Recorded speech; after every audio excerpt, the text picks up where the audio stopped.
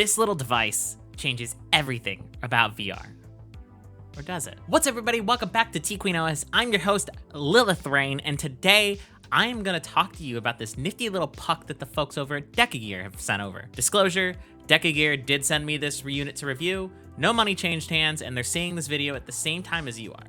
Now let's get started. Even as a VR enthusiast, you may not be familiar with Decagear, so let me fill you in real quick. Megadodo Games, or just referred to as Decagear by the community, is a small startup company based out of Singapore that's been taking the VR world by storm with the announcement of their 3 major products in the last year. There was a lot of mystery around if they would actually ship a product, given that they seem to have come out of nowhere and offer products with features that even the big companies like Facebook and Valve aren't offering in a single experience. But not me.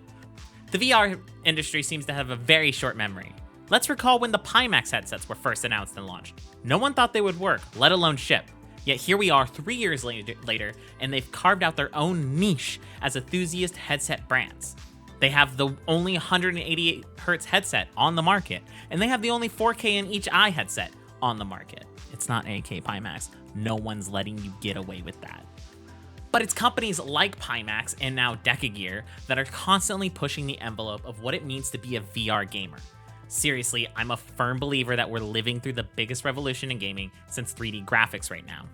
To start, the product lineup they propose is their Decagear headset, featuring full facial and eye tracking, inside-out tracking, fully tracked finger controllers, and all for a price much lower than anyone else in the enthusiast price range.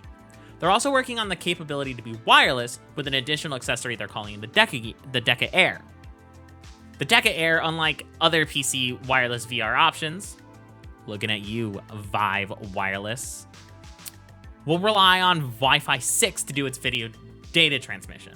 So, in theory, it will be more stable than the Intel 60 GHz options used by Vive and Realtek, and have a broader range of compatibility between systems. Then you have their final product, the only one that's been able to ship so far, the Decamove. This thing, in my opinion, is revolutionary.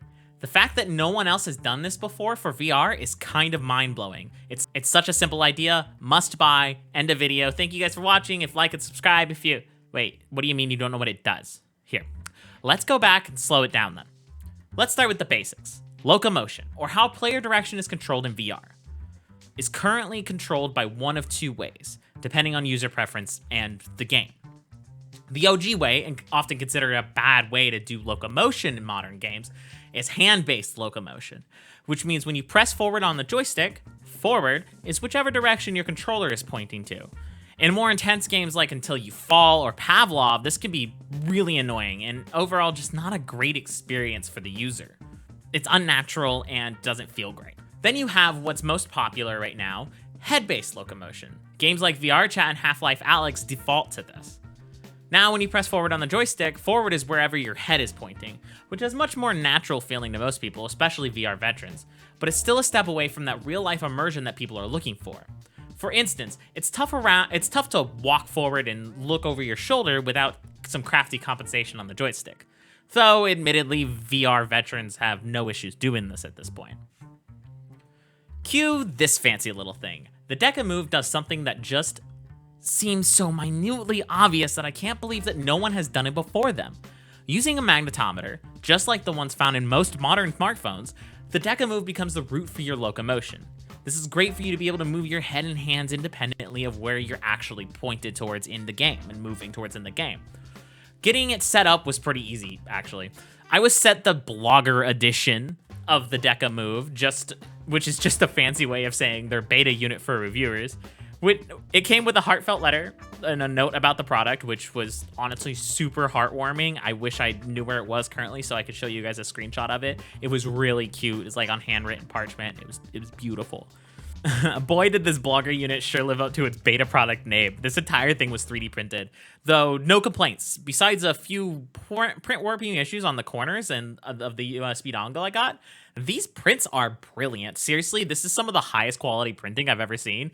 And if you're familiar with me, you know how much I love 3D printing. This was fantastic, and I love seeing beta products like this utilizing such a cheap form of manufacturing. The final product is a nice injection molded plastic. I have the white edition right here. It also still comes in black if that's what you prefer. The design didn't change much between the two. It's actually, it was pretty set in stone by the time I got my Blogger edition. All you need to do to get started is screw the Wi-Fi antenna into the dongle, slap it into one of the front USB ports on your computer, which is recommended usually for this kind of application. It's the same as with the Vive Bluetooth dongles. They should be away from the back of your computer where there's a lot of EMI. Then you will head to the URL on the card, which is deca.net/decamove/setup. I will put that in the video description just because it's easier to click a link. And then you download the Decahub software that you'll need to use the Decamove. This is going to be the hub for all of their products going forward, as far as I've been told. So it's going to be useful to have installed anyway when the Decagear and the Decair come out. While that downloads, you'll automatically be directed to their instruction manual on how to get the Decamove up and running. What you're going to want to do is turn the Decamove on at this point. Out of the box, it should pair automatically. If it doesn't, there is a page on the manual side that I sent you on how to do it. It's just a long hold and press until it goes into pairing mode, and then it should automatically find the dongle. Now it's time for calibration. You see, because the Decamove relies on a magnetometer to sense the changes in direction, it needs to be calibrated for your specific environment so that the device can be as accurate as possible. You'll only need to do this once unless you move your setup or move your room around, in which it's recommended to do it again. You'll go through this setup process of turning the device in varying directions until it's done. Make sure you follow the directions closely, though, or your Decamove won't be accurate. It took me a few tries to figure out that I was doing it wrong by constantly moving it around or not moving it straight enough before I figured out, You'll know that your calibration isn't accurate if you're getting a lot of drifting. After that, throw it on your hip and get into VR. The last step you need to do is a calibration at the beginning of each VR play session. Hold your hands closely together in front of your hips and look absolutely straight. Maybe even a little bit up, depending on your head, how your headset is positioned on your head. You'll get a calibrating prompt in your vision, and once that's gone, you're good to go. If you tap the button on the Decamove while you're wearing it, you'll actually get an in-VR overlay at your feet, displaying the device's battery levels and which direction is forward, which is a charming touch, is really nice for calibration and troubleshooting. Not to mention, the Decamove itself has an excellent haptic feedback. It just gives such a satisfying response when you touch the button or when you calibrate. This gets me very excited for their controllers this year that are supposed to feature the same haptic engine for when you're touching things and manipulating things in VR. To utilize the Decamove